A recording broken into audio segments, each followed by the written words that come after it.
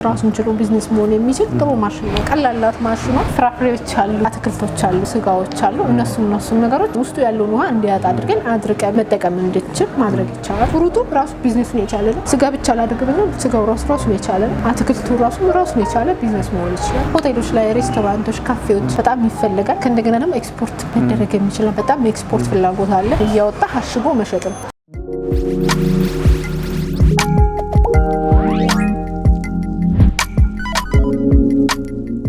ሰላም ጤና ይስጥልን የተወዳጁና የተከበራችሁ ቤተሰቦቻችን ለዛሬ ይሄንን ማሽን ልንቃኝላችሁ ወደናል። እንደሚታወቀው የተለያዩ የቢዝነስ ሀሳቦችን የተለያዩ ማሽነሪዎችን የተለያዩ ሀሳቦችን ጭምር ለናንተ በመቃኘት እንታወቃለን። እንግዲህ ይሄንን ማሽን ዛሬ ወደናንተ የምናቀርብበት ዋነኛው ምክንያት ዲሃይድሬተር የተባለ ማሽን ነው። ይሄንን ማሽን ይዛችሁ የራሳችሁን ቢዝነስ መጀመር ትችላላችሁ ተብለን ነው። ይህ ማሽን እንዴት ነው ቢዝነስ የሚያስጀምረን? ምንስ ነው የሚሰራበት? ዋጋው ስንት ነው? እንዴት ታገኛላችሁ የሚለው ሙሉ መረጃ የምንቃኝ ስለሆነ ፕሮግራሙን ከመጀመሪያው እስከ መጨረሻው መከታተል ለቤታችን አዲስ ይሆናችሁ ላይክ፣ ሼር፣ ሰብስክራይብ በማድረግ እንዲህ አይነት ጠቃሚ መረጃ ወደናንተ የሚያደርሰውን ቻናላችንን ተቀላቀሉ፣ ቤተሰብ ሁኑ እንላለን። አብራችሁን እንድትቆዩም እናበረታታለን። ይህን ፕሮግራም በመምራት እኔ መስቀሌ ጎበና፣ ካሜራማናችን ነው አውላውሮናል። አብራችሁን ቆዩ።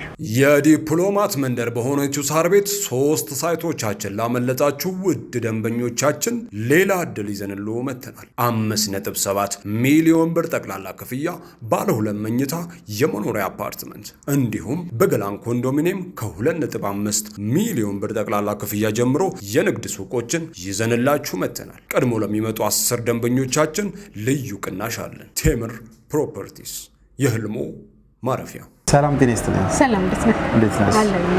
አለን ይመስገን። እንግዲህ የተለያዩ የቢዝነስ ማስጀመሪያ የምንላቸው ማሽኖች እየዞርን እንቃኛለን። እናንተ ጋር በተደጋጋሚ መተናል። ቢዝነስ ለመጀመር ለሚያስቡ ይረዳል ብለን ስለምናስብ ማለት ነው። እስኪ ራስሽን ከማስተዋወቅ ጀምረሽ ዛሬ የምናየው ማሽን ምንድነው የሚለውን ብትነግሪኝ። እሺ፣ ስሜ መዲና ይባላል። በጂኒየስ ማሽነሪ ትሬዲንግ የሴልስ ባለሙያ ነኝ። አሁን የምናየው ማሽን ዲሃይድሬተር ማሽን ይባላል ይመስለኛል። እንግዲህ በኢትዮጵያ ውስጥ ከዚህ በፊት ይኖር አይኖር ባናውቅም በእኛ ግን እንደመጀመሪያ ያስመጣ ነው ማሽን ነው።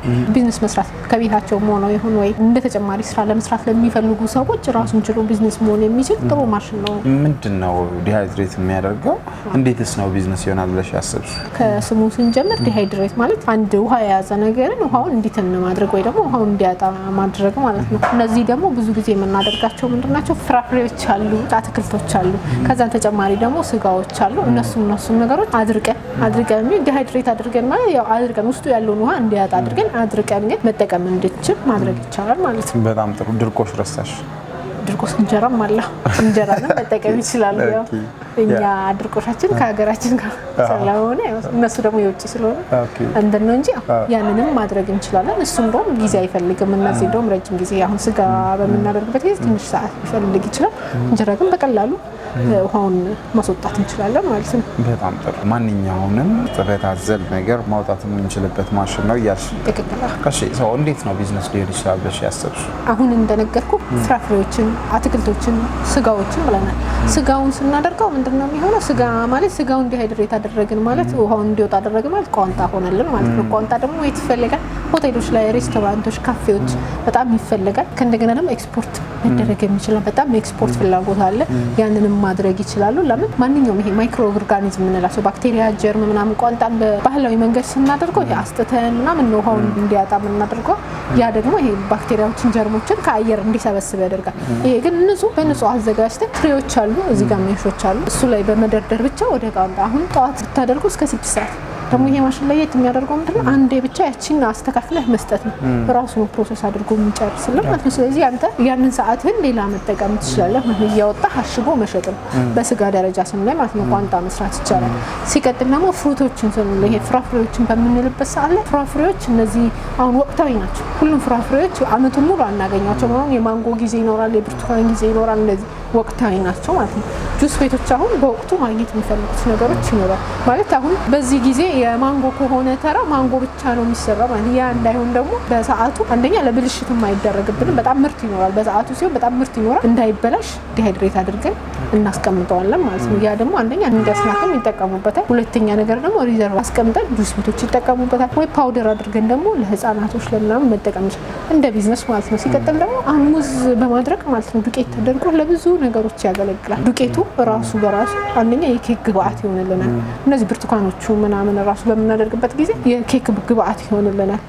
ሁለተኛ ነገር ደግሞ እንዳልኩ የሲዝናል የሆኑ በወቅት የምናገኛቸው እንትኖች አቆይተን አሁን ማንጎ በሆነ ሰዓት የሆነ ወር ላይ ብንፈልግ እቺን አንስተን መልሰን ደግሞ ወደ ውሃ አስነክተን ጁስ አድርገን መጠቀም እንችላለን ማለት ነው። ይሄ ለፍሩት ቤቶችም ለማንም ያገለግላል ማለት ነው። አትክልቶችን በምንልበት ሰዓት ደግሞ የባህል ሕክምና ላይ የምናገኛቸው የባህልም ይሁን የባልትና እቃዎች አሉ የምናደርቃቸው ፀሐይ ላይ ማለት ነው። ያንን ግን ንጹህ እንዲሆንልን ከፈለ ይሄን ብንጠቀም የተሻለ ይሆናል ማለት ነው። ይሄን ብናደርገው ምንም አይነት ይሄ ቆሻሻ ሳይስብብን ወይ ሌሎች ነገሮች ወደ ውስጡ ሳይገቡብን ንጹህ እንደሆነ እንዳዘጋጀ ነው ወደዚህ ማድረግ እንችላለን ማለት ነው። ከዛ አንፃር ራሱ እንችላለን። አንደኛ በፍሩቱ ፍሩቱ ራሱ ቢዝነሱን የቻለ ነው። ስጋ ብቻ ላደርግብን ነው ስጋው ራሱ የቻለ ነው። አትክልቱ ራሱን የቻለ ቢዝነስ መሆን ይችላል ማለት ነው።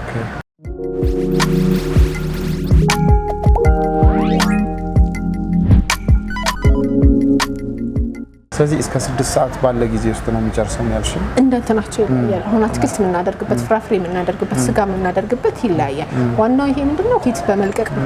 ዲሃይድሬት የሚያደርገው ሂት ማለት ያው ሙቀት በመልቀቅ ነው ውሃውን እንዲያጣ የሚያደርግልን ማለት ነው። ስለዚህ እንደንተናችን ይለያያል። ይሄን ያክል ሰዓት ነው ብለን የምንወስነው ነገር የለም። በጣም ጥሩ። ማለት ይሄ ማሽን ስንጠቀም እንግዲህ ያው አሁን ባልሽኝ መሰረት ዲሃይድሬት ነው የሚያደርገው እርጥበቱን ነው ከውስጡ የሚያወጣውና ለድርቆሽ ያስገባነው ጥብሶ ነው ብን ቢወጣስ? እንደዛ እንዳይሆን አንደኛ ቴምፕሬቸራችን አድጀስት ማድረግ እንችላለን።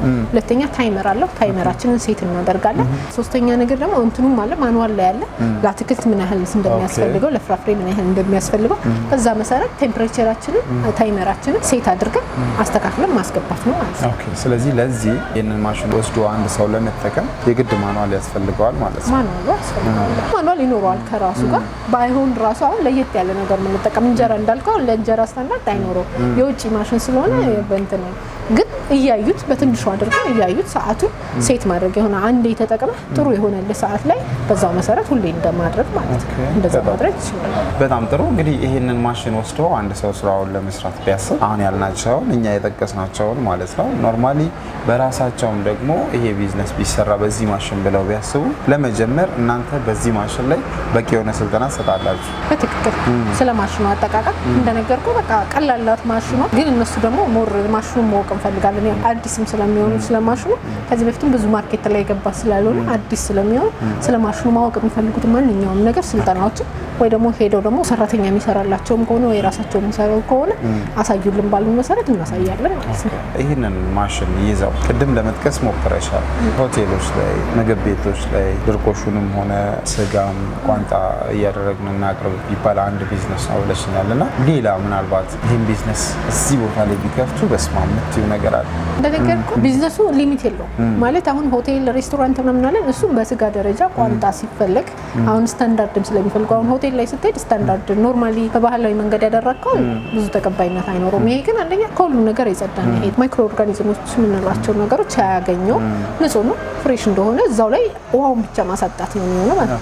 ያ አንድ ስታንዳርዱን እንድታሟላ ያደርጋል ለሆቴሎች ለሬስቶራንቶች ምናምን ማለት ነው። ከዛ ተጨማሪ ግን እንዳልኩ እነዚህ ፍሩቶች በተለይ ፍሩቶች ደርቀው ሱፐር ማርኬት አሁን ውጪ ላይ የተለመደ ነው። አሁን ሀገራችን ላይ ግን በጣም እየተሰራፋ ያለ ነገር ነው። እንደ ስናክ ይጠቀሙታል። እንዳልኩ ጁስ ቤቶች ይፈልጉታል ሲዝናል የሆኑ ነገሮችን ለማግኘት ምናምን። ለዛ በጣም ጥሩ አማራጭ ነው። ኢቭን ሱፐር ማርኬት መግባት የሚችል ማለት ነው። ፍሩቶችን በማድረቅ ብቻ ምንም አይነት ነገሮችን ሳንጨምር ሌላ ፕሮሰስን ጨምር ማሸጊያ ብቻ በማዘጋጀት ማለት ነው። ከዛ ውጪ ደግሞ እነዚህ የባልትና ስራ ላይ የተሰማሩ ሰዎች ቅመማ ቅመሞች ምናምን አጥበው ለፀሐይ ከሚሰጡ የተሻለ በእነዚህ ማድረግ ይችላሉ።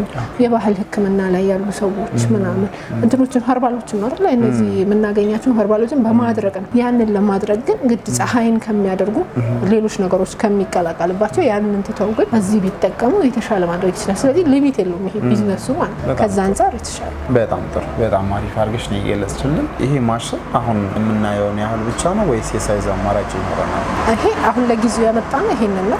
20 ሜሾች አሉት፣ 20 መደርደሪያ ማለት ነው። እነሱ እንትኖች አሉ፣ ሳይዛቸው 40 በ40 ነው እንትኑ የሜሹ ሳይዝ ማለት እነሱ ናቸው ያሉት። አሁን ለጊዜው ያመጣነው ይሄንን ነው። ግን ያው ማሳደጋችን አይቀርም፣ ስራው እየሰፋ የሚሄድ አይነት ስራ ስለሆነ በትልልቆቹ ደግሞ እናመጣለን። በምን ያህል ብር ይሄንን ማሽን የምናገኘው? ይሄ አሁን ላይ ያለው ዋጋ 340 ሺህ ብር። 340 ሺህ ብር። ስለዚህ ሲንግል ፌዝ ነው የምንጠቀመው። ኖርማል ቆጣሪ በኖርማል ቆጣሪ እኔ ሬትም ወስደን እንጠቀም ይችላል። ማንኛውም ቦታ ላይ መጠቀም ይችላል። ኖርማል ቆጣሪ ነው የሚፈልገው። ኪሎዋቱም ደግሞ ያን ያክል ከፍተኛ ኪሎዋት አይደለም፣ 3 ኪሎዋት ነው። ዝቅተኛ ነው። ስለዚህ በዛ መሰረት የትም ቦታ መጠቀም ይችላል። በጣም አሪፍ። በስተመጨረሻ ስለዚህ ማሽንም ሆነ ስለ ቢዝነሱ እስካሁን የነገርሽን ነገሮች አሉ። ይሄን ሳላላልፍ የምትይው ነገር ካለ በይልንና እንጨርስ። ያው ስለ ማሽኑ ልልህ የምፈልገው አዲስ ነው፣ እንደ ሀገራችን አዲስ ነው፣ ብዙ የተሰራፋ የለም። እንደ ቢዝነስ ግን በጣም ብዙ አማራጮች አሉት። ቢዝነስ ነው ይሄ ላይ ብለህ ማትወሰንበት ነው። ደግሞ አዲስ እይታ ነው። ከቢዝነስም አንፃር አዲስ እይታ ነው ያሉንን ነገሮች መጠቀም ማለት ነው። ስለዚህ እንደ አዲስ እይታ ነው። ከስተመሮቻችን ያው የተለመደውን ከማሰብ ይሄ ወጣ ያለ እንደ ቢዝነስ ቢያስቡበት በጣም የተሻለ ማሽን ነው ብዬ አስባለሁ። በጣም ጥሩ። እናንተን ለማግኘት እንዲረዳ ስልክ ቁጥራችሁንና አድራሻችሁን ንገሩን። አድራሻችን ሶማሌ ተራ ከተክለ ሃይማኖት አደባባይ ወደ ፒያሳ በሚወስደው መንገድ ኑዶ የገበያ ማዕከል ግራውንድ ላይ ያገኙናል። ስልክ ቁጥራችን 0913726768 ወይም 0911283043 ላይ ቢደውሉና ማግኘት ይችላሉ። በጣም ጥሩ። ከልብ እናመሰግናለን። አመሰግናለሁ።